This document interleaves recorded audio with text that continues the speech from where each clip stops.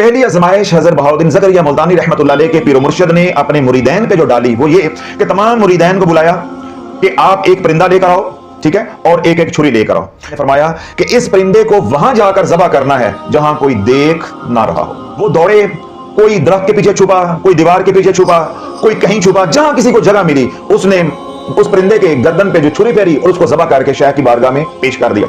बहाउद्दीन ज़करिया मुल्तानी रहमतुल्लाह अलैह नहीं आए तो शेख परेशान हुए और आपने बावाज बुलंद पूछा कि ज़करिया कहां है।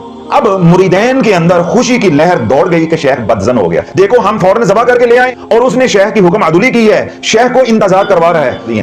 थोड़ी देर के बाद हज़रत बहाउद्दीन ज़करिया मुल्तानी रहमतुल्लाह अलैह परेशान चेहरा लेके एक हाथ में छुरी है और एक हाथ में वो परिंदा है जिंदा लेकर वापस आ गए।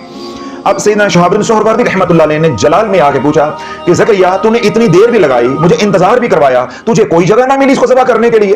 तो बहाउद्दीन ज़करिया मुल्तानी रहमतुल्लाह अलैह ने 10 बस्ता अर्ज की कि शेख मैंने हर जगह ढूंढी कि मैं इसको ज़बह करूं, लेकिन जो आपने हुक्म दिया था कि ज़बह ऐसी जगह करना है जहां कोई देख ना रहा हो, मैं जहां भी ज़बह करने लगा मैंने देखा कि अल्लाह देख रहा है।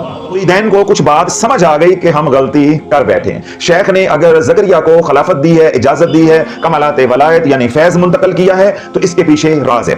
तो हज़रत बहाउद्दीन ज़करिया मुल्तानी रहमतुल्लाह अलैह के पीर मुर्शिद ने दूसरी आजमाइश डाली कि जाओ मेरे जानवरों के लिए घास लेकर आओ।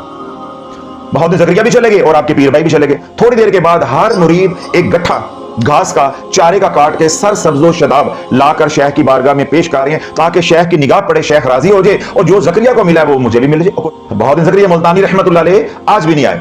जब काफी देर के बाद आए तो आपके हाथ में जली भुनी हुई घास थी, सूखी हुई घास थी। तो आप परेशान हाल जब शेख की बारगाह में पहुंचे तो सैयदना शहाबुद्दीन सुहरवर्दी रहमतुल्लाह ने पूछा, ज़करिया तू आया भी इतनी देर से और क्या लेकर आया है?